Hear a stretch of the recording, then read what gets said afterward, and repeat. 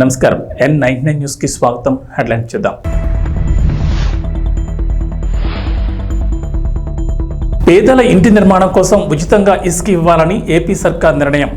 విధి విధానాలు రూపొందించాలని అధికారులకు సీఎం ఆదేశం.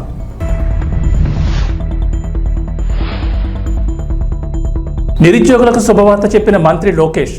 డిఎస్సిలో ఫీజు నుంచి మినహాయింపు. తెలంగాణ ప్రజలకు రేవంత్ రెడ్డి ప్రభుత్వం good news. CM relief fund దరఖాస్తులను ఇక నుంచి ఆన్లైన్లో స్వీకరించాలని ప్రభుత్వం నిర్ణయం.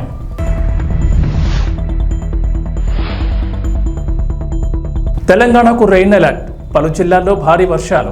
రోడ్లు, భవనాలు, పౌర సరఫరాలు, గనులు, భూగర్భ శాఖలపై ముఖ్యమంత్రి చంద్రబాబు నాయుడు మంగళవారం సమీక్ష నిర్వహించారు. ఈ సందర్భంగా రాష్ట్రంలో నిత్యావసరాల ధరలు, రహదారుల పరిస్థితి, ఇసుక విధానం తదితర అంశాలపై అధికారులతో చర్చించారు. గనుల శాఖ ఉన్నతాధికారులతో జరిపిన సమీక్షలో ప్రస్తుతం రాష్ట్రంలో ఇసుక పాలసీపై ఆరా తీశారు.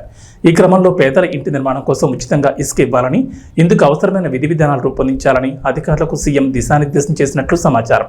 గతంలో టీడీపీ హయాంలో ఇసుక విధానం వల్ల పేదలకు ఎలాంటి మేలు జరిగింది, వైఎస్ జగన్ పాలనలో తీసుకొచ్చిన ఇసుక అమ్మకాల విధానం ఎలా ఉంది, ఎవరికి ప్రయోజనం లభించింది, ప్రభుత్వానికి ఏ మేరకు నష్టం జరిగింది, పేదలు, గృహ నిర్మాణ రంగానికి జరిగిన మొత్తం నష్టంపై అంచనా వేయాలని చంద్రబాబు ఆదేశించారు. వైఎస్ఆర్ కాంగ్రెస్ పాలనలో ఇసుక విధానం వల్ల పేదలు తీవ్రంగా నష్టపోయారని, గృహ నిర్మాణ రంగం కుదేలైందని ఈ సందర్భంగా సీఎం ఆందోళన వ్యక్తం చేశారు. ఉపాధ్యాయ పోస్టుల భర్తీకి సంబంధించిన డిఎస్సీ నోటిఫికేషన్ విడుదల కావడంతో గత ప్రభుత్వం హయాంలో విడుదలైన నోటిఫికేషన్ రద్దు చేసింది. ఈ నేపథ్యంలో అప్పట్లో దరఖాస్తు చేసిన వారికి ఈ మెగా డిఎస్సీలో ఫీజు నుంచి మినహాయింపు ఇవ్వాలని ప్రభుత్వం నిర్ణయించింది.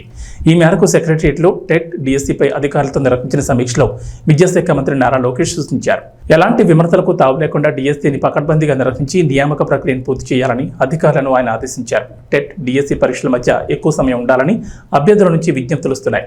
డిఎస్సీ పరీక్షల నిర్వహణ అంశంపై అభ్యర్థులు, విద్యార్థి, యువజన సంఘాల నుంచి అభిప్రాయాలు తీసుకోవాలి. పాఠశాలల్లో రేషనలైజేషన్ తీసుకొచ్చిన జీవో 117 వల్ల కలిగిన నష్టంపై సమగ్ర నివేదిక అందజేయాలి. గిరిజన సంక్షేమ రెసిడెన్షియల్ స్కూళ్లలో అవుట్సోర్సింగ్ బోధనా సిబ్బంది డిమాండ్లపై అధ్యయనం చేసి సమగ్ర నివేదిక ఇవ్వాలి.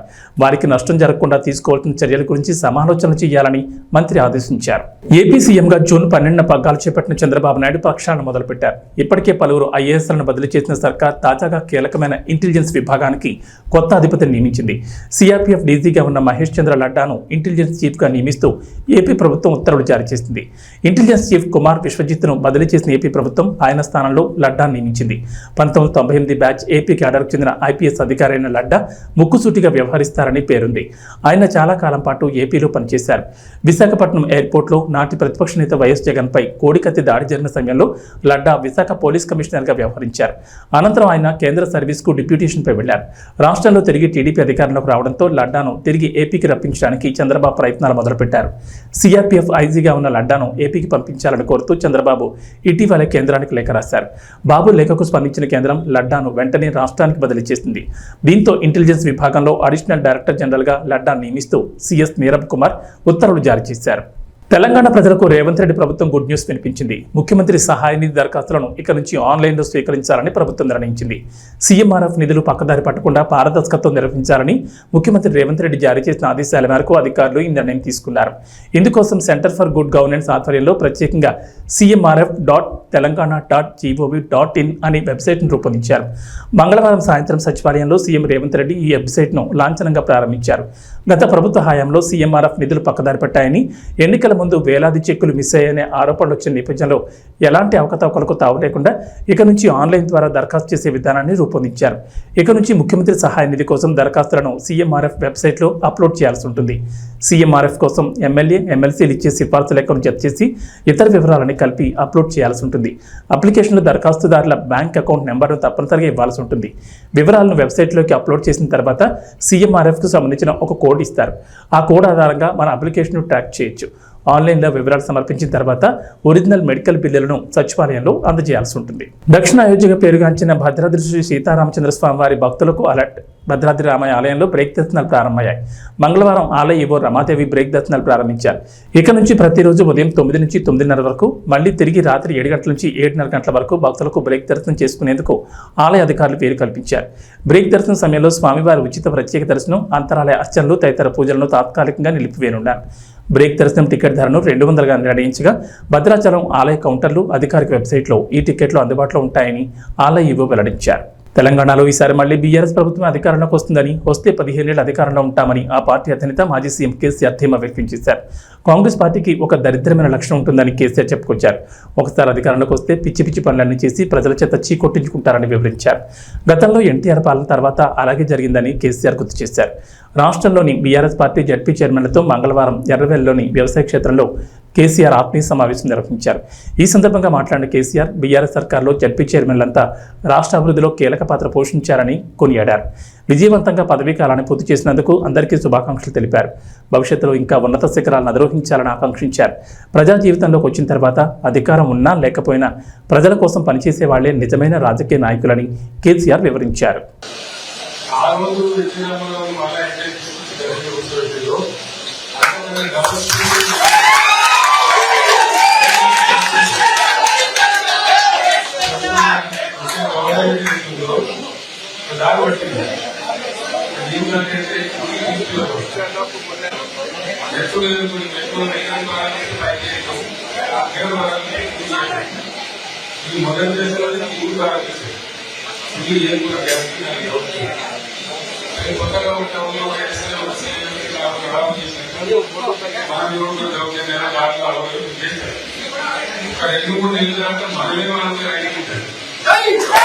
కర్నూలు జిల్లా కొసిగిలో టీడీపీ సీనియర్ నాయకులు ముత్తిరెడ్డి, పల్లెపాడు రామిరెడ్డి ఆధ్వర్యంలో విలేకరుల సమావేశం ఏర్పాటు చేశారు.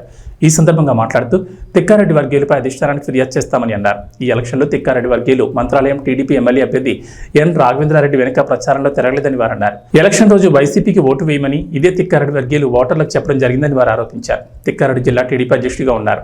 రాఘవేంద్రారెడ్డి మంత్రాలయం టీడీపీ ఇన్ఛార్జిగా ఉన్నారు. ఇన్ఛార్జ్ రాఘవేంద్రారెడ్డిని కాదని తిక్కారెడ్డి వర్గీయులు ఇష్టారాజ్యంగా వ్యవహరిస్తున్నారని వారు అన్నారు. తిక్కారెడ్డి వర్గీయులు నిన్నటి రోజున అన్ని వర్గాల ప్రజలను కలుపుకుని పోవడం లేదని మాట్లాడడం విడ్డూరంగా ఉందన్నారు.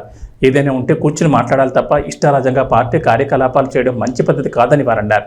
ఈ కార్యక్రమంలో టీడీపీ నాయకులు పాల్గొన్నారు. ఈ పార్టీ సమావేశానికి అందరికీ నమస్కారము. తెలుగుదేశం పార్టీ అనేది నిన్న కోచి గ్రామంలో జరిగిన సంఘటన గురించి కానీ ఇది పంచేది ఇవన్నీ చేసేది ఒక్కో పనికి లేని టీంని రెడీ చేసి పెట్టినాడు తిక్కారెడ్డి గారి. ఇక్కడ ఆ తిక్కారెడ్డి టీం మేరకు పార్టీని శిరస వంచి కూడా తెలుగుదేశం పార్టీకే ఓటేసాం. కానీ మీలాగా 2024 సార్లు చెప్పినాం నిదానంగా ఉండండి, కొట్లాడలొద్దు, పార్టీ గెలిపించుకోవాలని కష్టపడ్డాం. కానీ మీరు ఆయుధం చేయలేదు. మీరే చేసింటే నిన్న కోచి గ్రామంలో జరిగిన సంఘటన గురించి మన భరద్వాజ శెట్టి భరత్ గారు ఎస్సీ కాలంలో చంద్రబాబు నాయుడు ఫోటో పగలగొట్టడానికి చేసి సొట్టాయి పగలగొట్టనేది బయట ప్రెస్ మీటింగ్ ఇచ్చినారు. అది మేము ఎందుకు పగలగొడతామే? తెలుగుదేశం పార్టీలో పుట్టి పెరిగేసి ఎన్ రామారావు తన్నెల్లి, మోపన్ రెడ్డి తన్నెల్లి, చంద్రబాబు నాయుడు బాలనాగరెడ్డి తన్నెల్లి, బొమ్మారెడ్డిగూడెం పోసాన్పల్లి వద్ద నిర్మించిన గణపతి లిక్విడ్ పరిశ్రమ నుంచి వచ్చే కాలుష్యం వల్ల వేసిన పంటలు ఎండిపోవడమే కాకుండా తమ మూగజీవాలు సైతం ఆ నీళ్లను తాగితే అనారోగ్యాలకు గురవుతున్నాయని తీవ్రంగా మండిపడుతున్నారు. అంతేకాకుండా బీఆర్ఎస్ ప్రభుత్వ హయాంలో ఎలాంటి అనుమతులు లేకుండా గణపతి షుగర్ ఫ్యాక్టరీ యాజమాన్యం ఇక్కడ నూతన ప్లాంట్ను ఏర్పాటు చేసి ఆ ప్లాంట్లో లిక్విడ్ తయారు చేసి ఇతర దేశాలకు తరలిస్తున్నారు. కానీ ఆ పరిశ్రమ నుంచి వచ్చే వ్యర్థ పదార్థాలు కాలుష్యం తమ పంట పొలాల్లోకి రావడంతో తాము తీవ్రంగా నష్టపోతున్నామని, ఆ కాలుష్యం నీటిని తమ మూగజీవులు తాగితే అనారోగ్యం పాలు కావడమే కాకుండా మృత్యువాత పడుతున్నాయని రైతులు తీవ్ర ఆవేదన వ్యక్తం చేస్తున్నారు. ప్రభుత్వం స్పందించి తమకు న్యాయం చేయాలని రైతులు వేడుకుంటున్నారు.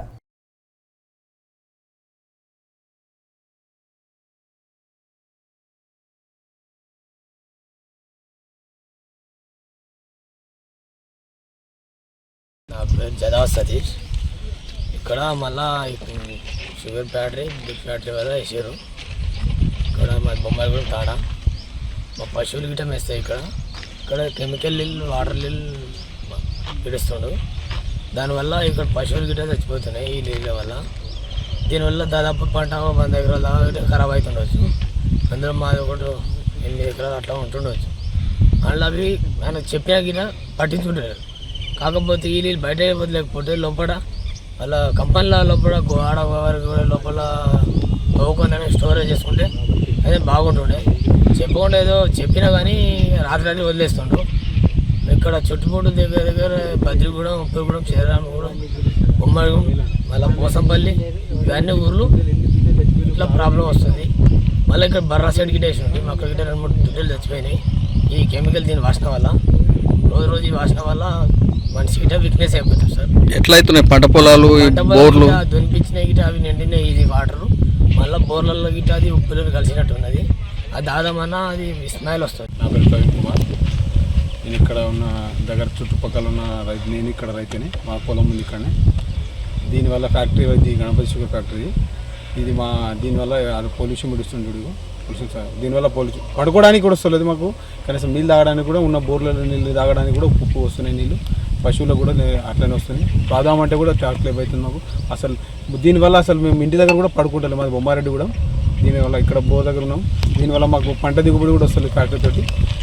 దీని చుట్టుపక్కల దగ్గర 500 ఎకరాలు ఉంటుంది ఫ్యాక్టరీ చుట్టుపక్కల. దీని నాది ఇక్కడ లెఫ్ట్ సైడ్ అంటే 200 ఎకరాలు ఉంటుంది. ఇక్కడ నా దాంట్లో 4 ఎకరాలు. ఏమైంది ఇప్పుడు? పొల్యూషన్ ఇస్తున్నాం, నీళ్ళు ఇస్తున్నాం. దీనివల్ల 5-6 ఊళ్ళు, బొమ్మారెడ్డిగూడెం, పోసన్పల్లి, ఉప్పరిగూడెం, శ్రీరామరెడ్డిగూడెం, బద్రిగూడెం చుట్టూ. దీనివల్ల పొల్యూషన్ వల్ల స్మెల్ వస్తుంది బాగా. నైట్ లైట్స్ ఇస్తుంది. దీనిలో రాత్రి ఇస్తుంది. ఎంత చెప్పినా పట్టించుకుంటారు. ఏమవుతున్నాయి ఇప్పుడు పంట పొలాలు నాశనం అవుతున్నాయి. ఎంత వేసినా కానీ దునిపించినాము. మొత్తం చూడు నీళ్ళు. నైట్ ఎంత చెప్పినా పట్టించుకోలేడు ఇప్పటివరకు. ఎవరికి చెప్పారు? అధికారులకు చెప్పినాము, పొల్యూషన్ వాళ్ళకి చెప్పినాము, ఎంఆర్ఓకి చెప్పినాము, కంపెనీ దగ్గర వచ్చి జిఎం వాళ్ళకి చెప్పినాము. ఏమన్నారు? సరే చూద్దాం అని అన్నారు. ఇంకెప్పుడు చూస్తారు? రైతే రాదని వేయడం ఉంది రాజు. రైతు కింద చెప్పుల కింద ఒకేస్తారు కానీ రైతు వేయడం లేడు. ఏం తయారవుతుంది ఇందులో? స్పిరిట్ తయారవుతుంది. ఎన్ని సంవత్సరాల నుంచి ఉంది? ఈ దగ్గర 5 సంవత్సరాల నుంచి దగ్గర నడుచుడు, 2 సంవత్సరాల నుంచి నడుస్తుంది. అప్పుడు అడగలేరా మళ్ళీ కంపెనీ పెట్టాము? అదే అప్పటి నుంచి అదే రూటీన్ అవుతుంది. ఇంత అడిగినా కానీ పెట్టకమన్నాము. మాకు ఎలాగో లైసెన్స్ వచ్చింది కదా అని పెట్టేసింది ఆయన అంతలాదని. ఎట్లుంటున్నాయి ఆరోగ్యాలు ఎందుకు సార్? రోజుకు ఆల్రెడీ మాకు రోజుకు దీని స్మెల్కు మనిషి వీక్ అవుతాడా లేకపోతే యంగ్ ఉంటాడా? వీక్ అవుతాడు కదా దీనివల్ల వచ్చే స్మెల్కు. దీని వచ్చే గాడుపుకు రోజు అసలు ఇదైతే లేదు. ఇప్పుడు ఏంది మళ్ళీ మీ ప్రధాన డిమాండ్ అంటే పంటలు వండుతలేవు మాకు. మేము ఇలా బతకాలి? దీని స్మెల్ చూసే చనిపోవాలా? లేకుంటే మేము మొత్తం గుంతలు తవ్వుకుని ఎక్కడైనా పంపిమను. దీనివల్ల పొలాల్లోకి వదలవద్దు. కర్నూలు జిల్లా వార్వకల్లు మండలంలోని వార్వకల్లు మండల పొదుపు లక్ష్మి ఐక్య సంఘం సుస్థిర అభివృద్ధికి చిరునామా అని జిల్లా కలెక్టర్ పి రంజిత్ పాషా పేర్కొన్నారు. ఓర్వకల్లు మండలంలోని బాలభారతి పాఠశాల మైదానంలో ఓర్వకల్లు మండల పొదుపు లక్ష్మి ఐక్య సంఘం రజతోత్సవ మహాసభ కార్యక్రమం నిర్వహించారు. ఈ సందర్భంగా కలెక్టర్ మాట్లాడుతూ, ఇంట్లో ఎవరైనా మగవాడు చదువుకుంటే ఆ కుటుంబం పైకొస్తుంది. అదే ఒక మహిళ చదువుకుంటే ఆ ఇల్లే కాదు, సమాజంలో ఉన్న వాళ్ళందరూ పైకొస్తారనే విషయాన్ని ఇక్కడున్న పొదుపు లక్ష్మి ఐక్య సంఘం మహిళలు చేసి చూపించారని జిల్లా కలెక్టర్ పి రంజిత్ పాషా పేర్కొన్నారు. 1995 సంవత్సరంలో డిగ్రీ పూర్తి చేసి పోటీ పరీక్షలకు సిద్ధమవుతున్న సమయంలో స్వయం సహాయక సంఘాల గురించి ఒక ముఖ్యమైన ప్రశ్న ఉండేదని, దాని జవాబు ఓర్వకల్లు మండలంగా మేము గుర్తుపెట్టుకునే వాళ్ళమని కలెక్టర్ తెలిపారు. దాదాపు 30 సంవత్సరాల పాటు కేవలం ఒక మండలానికో, ఒక జిల్లాకో, ఒక రాష్ట్రానికో, ఇండియా దేశానికే కాకుండా దేశాలకు కూడా ఒక మోడల్గా నిలిచినటువంటి మీ అందరికీ హ్యాట్స్ ఆఫ్ అన్నారు. ఆధారపడక జీవించేటువంటి పేదరికం నుంచి బయట తీసుకురావడం అన్నది అత్యంత కష్టమైన పని అని, అయినప్పటికీ మహిళలు ఇక్కడ మొదలుపెట్టిన ఉద్యమం ద్వారా ఇతరుల మీద ఆధారపడకుండా స్వంత కాళ్ళ మీద జీవించి పేదరికం నుంచి బయటకు రావచ్చు అనే విషయాన్ని మొత్తం ప్రపంచానికి ఇక్కడున్న మహిళలు తెలియజెప్పారన్నారు. మీరందరూ ఈరోజు విజయవంతమైన మహిళలు గ్రూపులుగా ఉన్నారు. ప్రతి గ్రూపులో ప్రతి మెంబర్ నెలకు దాదాపు 1000 రూపాయలు పొదుపు చేస్తూ ఉన్నారంటే ఆటోమేటిక్గా మీ అందరూ పేదరికం నుంచి బయటకు వచ్చినట్లే, మీ కుటుంబాలన్నీ స్వశక్తిగా నిలబడుతున్నట్లేని అన్నారు. 15 లేదంటే 20 రూపాయలకు పనిచేసి రోజుల నుంచి ఈరోజు ఈ స్థితికి చేరుకున్నారంటే ఇది మహిళల నిరంతర కృషి అన్నారు. మరోసారి ఉన్న మహిళలందరికీ కలెక్టర్ అభినందనలు తెలియజేశారు. ఈ కార్యక్రమంలో డిఆర్డీఏ పీడీ సలీం భాషా, ఓర్వకల్లు మండల పొదుపు లక్ష్మి ఐక్య సంఘం అధ్యక్షురాలు విజయభారతి, ఓర్వకల్లు మండల పొదుపు లక్ష్మి ఐక్య సంఘం సభ్యులు తదితరులు పాల్గొన్నారు. ఒక ఇంపార్టెంట్ క్వశ్చన్ ఉండేది ఎస్ఎస్సి బ్లాక్స్ గురించి. అది ఓర్వకల్లు పేరు ఆన్సర్ మేము గుర్తుపెట్టుకునే వాళ్ళం. ఆఫ్టర్ 30 years దాదాపు 30 సంవత్సరాల పాటు కేవలం ఒక మండలానికో, ఒక జిల్లాకు, స్టేట్కు, ఒక కంట్రీకి, ఒక ఇండియాకి కాకుండా దేశాలకు కూడా ఒక మోడల్గా నిలిచినటువంటి అందరికీ కూడా నిజంగా హ్యాట్స్. చదువు పరంగా హెల్ప్ చేయొచ్చు, కానీ వాళ్ళని సొంత కాళ్ళ మీద వాళ్ళు నిలబడి వాళ్ళంతా వాళ్ళు ఇతరుల మీద ఆధారపడకుండా జీవించేటువంటి పేదరికం నుంచి బయటకు తీసుకురావడం అన్నది అత్యంత కష్టమైనటువంటి పని. దీన్ని మీరందరూ మహిళలు ఇక్కడ స్టార్ట్ అయిన ఉద్యమం ద్వారా మొత్తం ప్రపంచానికే మీరందరూ కూడా దీన్ని తెలియజెప్పారు. కాబట్టి మీరందరూ కూడా ఈరోజు successful women, successful groups. So మీ అందరికీ మరొకసారి మీరందరూ పేదరికం నుంచి బయటకు వచ్చినట్టే, మీ కుటుంబాలని సొసైటీగా మీరు నిలబడుతున్నట్టే. ఇది మీతో ఆగిపోలేదు, మీరు మీ దగ్గర ఆగిపోలేదు. మీరు ఈరోజు నేను ఒక ప్రజెంటేషన్ ఇచ్చారు, ఓవరాల్కి సంబంధించి ఈ పొదుపు ఐక్య సంఘం సంబంధించి ఒక ప్రజెంటేషన్ ఇస్తే రియల్లీ ఒక గవర్నమెంట్ ఏం చేయగలదో, లేదంటే ఒక గవర్నమెంట్ గురించి ప్రజలు ఏం ఆశిస్తారో అవన్నీ కూడా మీ ఐక్య సంఘం వాళ్ళు చేసి చూపించారు. ఒక అసెంబ్లీకి 10 lakhs డొనేట్ చేసినట్టుంది. కోవిడ్ సమయంలో 2009లో ఫ్లడ్స్ వచ్చినప్పుడు ఇలా మీరు మీ సొంత కాళ్ళ మీద మీరు నిలబడడం కాకుండా మీరు ప్రజాసేవకి ఒక గవర్నమెంట్ కానీ అదర్ చారిటీస్ ఎన్జిఓస్ కానీ ఎలాగైతే పనిచేస్తాయో అలా మీరు పనిచేయగలుగుతున్నారు. ఇతరులకి సహాయం చేసేటువంటి స్టేజ్ మీరు వచ్చారంటే డెఫినెట్గా ఈ 30 సంవత్సరాల్లో ఎస్పెషల్లీ ఇక్కడ ఉన్నటువంటి అందరు మహిళలు ఈ సక్సెస్ అందరికీ మీరందరూ కూడా కారణం. సో ఒకసారి మరొకసారి అందరూ అభినందిస్తూ, సో కలెక్టర్ అయిన తర్వాత ఫస్ట్ టైం నేను ఓరవల్లికి రావడం జరిగింది. ఈ నెలకు నేను కూడా గ్రామాన తిరిగాను, ప్రతి ఇల్లు టచ్ చేశాను. అమ్మ 1000 రూపాయలు పొదుపు చేసుకుంటా ఉన్నామని ప్రతి ఒక్కరు, కొంతమంది 500 పొదుపు చేసుకుంటా ఉన్నామని కూడా చెప్పడం జరిగింది. కాబట్టి 30 రూపాయలు పొదుపు చేసుకునే వాళ్ళు ఈరోజు 1000 రూపాయలు పొదుపు చేసుకునే స్థాయికి ఎదిగినందుకు కూడా మీకు అందరికీ హృదయపూర్వకంగా అభినందనలు తెలియజేస్తా ఉన్నా. అంతేకాకుండా మీ కుటుంబంలో మీరు మీ పిల్లలను బాగా చదివించుకొని, అలాగే మీ కుటుంబం ఆర్థికంగా ముందుకు తీసుకొని చాలా బాగా పైకొచ్చారు. మీరు అంతర్జాతీయ స్థాయికి వెళ్ళడం అంటే ఓరకల్లు మండలం చాలా గర్వించదగ్గ విషయం. దీని వెనక విజయభారతి అమ్మగారి కృషి ఎంతో ఉంది. ఆ రోజు ఎవ్వరూ ముందుకు రాని టైంలో మిమ్మల్ని అందరినీ ప్రభాస్ ఇప్పుడు ఈ పేరు కల్కి 2898 AD సినిమాను థియేటర్లలో పరుగులు తీస్తోంది. విడుదలైన ప్రతి ప్రాంతంలో కొత్త రికార్డులు నమోదు చేస్తోంది. ఎక్కడ చూసినా అందరూ ఈ సినిమాల గురించే మాట్లాడుకుంటున్నారు. ప్రభాస్ వరుసగా పాన్ ఇండియా సినిమాలు చేస్తూ బాలీవుడ్ హీరోలను సైతం కొంతకాలంగా ఆలోచనలో పడేస్తూనే ఉన్నాడు, ఆశ్చర్యపరుస్తూనే ఉన్నాడు. టాలీవుడ్ నుంచి బాలీవుడ్కి ఇంత పోటీ ఇచ్చిన హీరో ఇంతవరకు లేడు అనడంలో అతిశయోక్తి లేదు. నిజానికి బాహుబలి 2 తర్వాత ప్రభాస్ బడ్జెట్ పరంగా ఆ స్థాయి సినిమాలు చేశాడు, కానీ ఆ స్థాయి విజయాలు మాత్రం అందుకోలేదు. రాధేశ్యామ్, సాహో, సలార్ సినిమాల్లో ఏదో ఒక వెలితి కనిపిస్తూనే వచ్చింది. ఇక ఆదిపురుష్ అయితే అనేక విమర్శలను తెచ్చిపెట్టింది. అయినా ఆ సినిమాల టాక్ కల్కి వసూళ్లపై ఎంత మాత్రం పడకపోవడం విశేషం. ప్రభాస్ సినిమాలను ఆడియన్స్ ఏ సినిమాకి ఆ సినిమాగానే చూస్తున్నారు. ఫ్లాప్ టాక్ వస్తే తమ హీరోను సరిగ్గా చూపించలేకపోయారని, ఆయనను సరిగ్గా ఉపయోగించుకోలేకపోయారని అంటున్నారే తప్ప ఆ ఫ్లాప్ టాక్ను ఆయన దరిదాపుల్లోకి రానియకపోవడం విశేషం. ఇంతవరకు ఏ హీరోకి ఇలాంటి ఒక అవకాశం దక్కలేదని చెప్పాలి. నిజానికి కల్కి సినిమాలో చెప్పుకోదగిన డైలాగ్స్ లేవు. మాస్ ఆడియన్స్ను హుషారెత్తించే రొమాన్స్ కానీ పాటలు కానీ లేవు. అయినా ప్రతి థియేటర్ దగ్గర జనం జాతర కనిపిస్తోంది. కొన్నాళ్ళుగా తెలుగు రాష్ట్రాల్లోని థియేటర్లు నిద్రావస్థలో ఉన్నాయి. బాక్సాఫీస్ బద్ధకంగా ముడుచుకుంది. అలాంటి సమయంలో వచ్చిన కల్కి బాక్సాఫీస్ బద్ధకాన్ని వదిలించేస్తోంది. ప్రభాస్కి ఈ స్థాయి క్రేజ్ రావడానికి వెనుక హీరోయిజంతో కూడిన ఆయన కటౌట్ ప్రధాన కారణమని చెప్పాలి. ఇక రెండో స్థానంలో ఆయన వాయిస్ నిలుస్తుంది. కాస్త కరుగ్గా విలన్ కుండెల్లో గుబులు పుట్టించేలా ఆయన డైలాగ్ డెలివరీ ఉంటుంది. ప్రభాస్ పర్సనాలిటీ జానపదాలకు కరెక్ట్గా సెట్ అవుతుందని బాహుబలి నిరూపిస్తే పౌరాణికాలకు కూడా సరిగ్గా సరిపోతాడనే విషయాన్ని ఆదిపురుష్ స్పష్టం చేసింది. ఇక హీమ్యాన్ తరహా పాత్రలను మెప్పిస్తాడనే విషయాన్ని కల్కి చాటి చెప్పింది. తాను ఏదో పొడి చేశానని అన్నట్లుగా ప్రభాస్ ఎక్కడా ఎప్పుడూ ప్రవర్తించకపోవడం, డార్లింగ్ అంటూ ఆడియన్స్లో కలిసిపోవడం ఆయనకి మరింత ప్లస్ అయింది.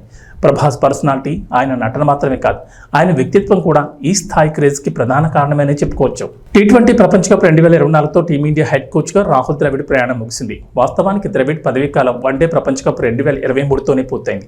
వన్డే ప్రపంచ కప్ టైటిల్ గెలిచి సంతోషంగా వీడ్కోలు పలుకుదామని ద్రవిడ్ భావించాడు. కానీ అందుకు భిన్నంగా జరిగింది. ఈ టోర్నీలో అప్పటి వరకు వరుస విజయాలు సాధించిన టీమిండియా ఫైనల్లో ఆస్ట్రేలియా చేతిలో ఓడిపోయింది. దీంతో టీమిండియాతో పాటు భారత క్రికెట్ ఫ్యాన్స్ కూడా నిరాశలో కూరుకుపోయారు. ఆ ఓటమి పెంచిన కసితో T20 ప్రపంచ కప్ 2024లో మెరుగ్గా రాణించిన భారత్ 11 ఏళ్ల తర్వాత ఐసీసీ ట్రోఫీని ముద్దాడింది. ఓడిపోయే దశ నుంచి బలంగా పుంజుకుని దక్షిణాఫ్రికాపై విజయం సాధించింది. ఫైనల్ మ్యాచ్ అనంతరం టీమిండియా ప్లేయర్లు, కోచింగ్ స్టాఫ్ సంబరాలు చేసుకున్నారు. ప్రశాంతతకు మారుపేరుగా ఉండే రాహుల్ ద్రవిడ్ సైతం ఎప్పుడూ లేనంతగా భావోద్వేగానికి గురయ్యాడు. చిన్నపిల్లాళ్ల అరుస్తూ సెలబ్రేట్ చేసుకున్నాడు. ద్రవిడ్ అభిమానులను అది ఒకంత ఆశ్చర్యానికి గురిచేస్తుంది. ఇక వాతావరణ విషయానికి వస్తే తెలంగాణ రైతులకు వాతావరణ శాఖ గుడ్ న్యూస్ చెప్పింది. ఇప్పటికే విత్తనాలు విత్తిన రైతులు వాన కోసం ఎదురుచూస్తుండగా వారికి చల్లని కబురు చెప్పింది. నేడు రాష్ట్రంలోని పలు జిల్లాల్లో వర్షాలు కురుస్తాయని తెలిపింది. రాష్ట్ర వ్యాప్తంగా ఉపరితల గాలులు వీస్తున్నాయని, వీటి ప్రభావంతో నేటి నుంచి 5 రోజుల పాటు తేలికపాటి నుంచి మోస్తరు వర్షాలు కురిసే ఛాన్స్ ఉన్నట్లు హైదరాబాద్ వాతావరణ కేంద్రం అధికారులు వెల్లడించారు. ఇవాళ ప్రధానంగా దక్షిణ తెలంగాణ జిల్లాలైన మహబూబ్నగర్, నారాయణపేట, జోగులాంబ గద్వాల, నల్గొండ, యాదాద్రి భువనగిరి, వికారాబాద్, రంగారెడ్డి, మేడ్చల్, నిర్మల్, జగిత్యాల, మెదక్, సంగారెడ్డి జిల్లాలో వర్షాలు కురుస్తాయని చెప్పారు. ఈ మేరకు ఆయా జిల్లాలకు ఎల్లో అలర్ట్ జారీ చేశారు. ఉత్తర తెలంగాణ జిల్లాలో చిరుజల్లులు కురిసే అవకాశం ఉందన్నారు. ఇక హైదరాబాద్లో పొడి వాతావరణం నెలకొని ఉంటుందని చెప్పారు. ఉదయం వాతావరణం మేఘావృతమై ఉంటుందని, సాయంత్రానికి వర్షాలు కురుస్తాయని వెల్లడించారు. ఇవి బులెటిన్ విశేషాలు. నమస్కారం.